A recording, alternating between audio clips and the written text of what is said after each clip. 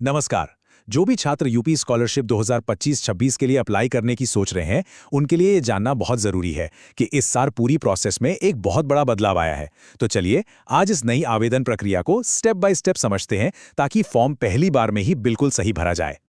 तो इस साल का सबसे बड़ा और सबसे जरूरी बदलाव है ओटीआर, यानी वन टाइम रजिस्ट्रेशन। और देखिए, इसे इतना जरूरी समझना है कि अगर ओटीआर पूरा नहीं किया तो स्कॉलरशिप का फॉर्म आगे ही नहीं बढ़ेगा। ये समझ लीजिए कि ये पहला और सबसे जरूरी कदम है। तो सवाल ये उठता है कि आखिर ये नया सिस्टम है क्या और इससे लागू क्यों किया गया। चलिए, इस पूरे सिस्टम को ना एकदम आसान हिस्सों में तोड़कर समझते हैं, ताकि जब अप्लाई करने की बारी आए तो कोई भी दिक्कत ना हो। ठीक है, तो सीधे फॉर्म भरने की प्रोसेस पे जाने से पहले ये समझना बहुत ज़रूरी है कि ये ओटीआर आखिर है क्या और ये इतना ज़्यादा मैटर क्यों करता है। चलिए पहले इसी को जानते हैं। तो ओटीआर का पूरा नाम है, जैसा कि बताया, वन टाइम रजिस्ट्रेशन। ये असल में यूपी सरकार की एक नई पहल है और इसका मकसद बिल्कुल सीधा है, स्कॉलरशिप रजिस्ट्रेशन की जो प्रक्रिया है उसे हमेशा के लिए आसान बनाना। तो इसका सबसे बड़ा फायदा क्या है? अब स्टूडेंट्स को सिर्फ एक ही बार परमानेंट रजिस्ट्रेशन करना होगा।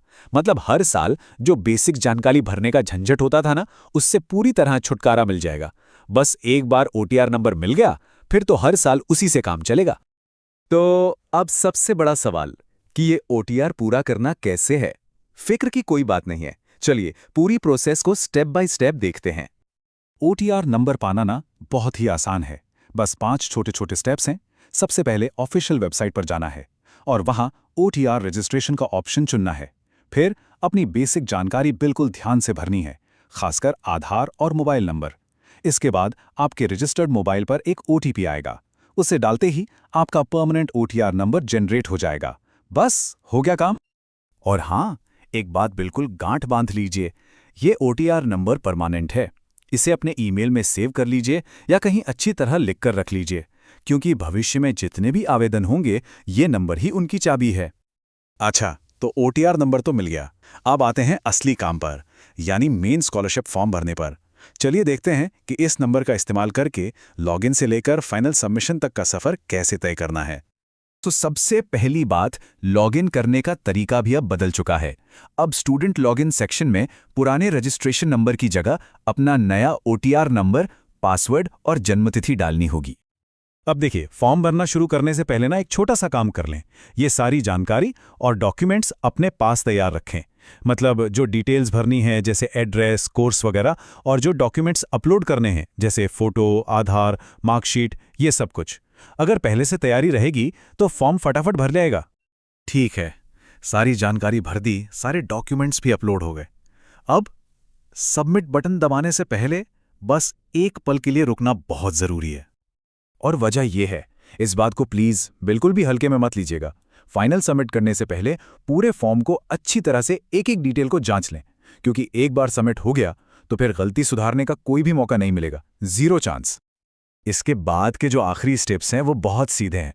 सबसे पहले पूरे फॉर्म का प्रीव्यू देखिए, हर डिटेल को तसल्ली से चेक कीजिए। जब लगे कि सब कुछ ठीक है, तभी फाइनल सबमिट पर क्लिक करना है। इसके बाद भरे हुए फॉर्म का एक प्रिंट आउट निकाल लें और आखिर में उस हार्ड कॉपी को वेरिफिकेशन के लिए अपने स्कूल या कॉलेज में जमा करवा दें।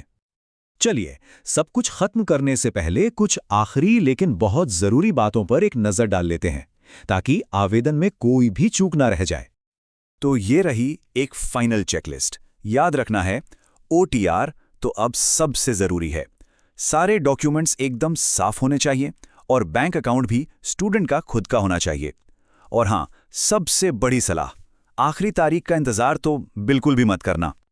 तो अब जब ये पूरी प्रोसेस एकदम साफ हो गई है, तो एक सवाल पर सोचना जरूरी है कि फाइनल सबमिट बटन दबाने से पहले वो कौन सी एक डिटेल है जिसे 2 बार या शायद 3 बार जांचना सबसे ज्यादा जरूरी होगा।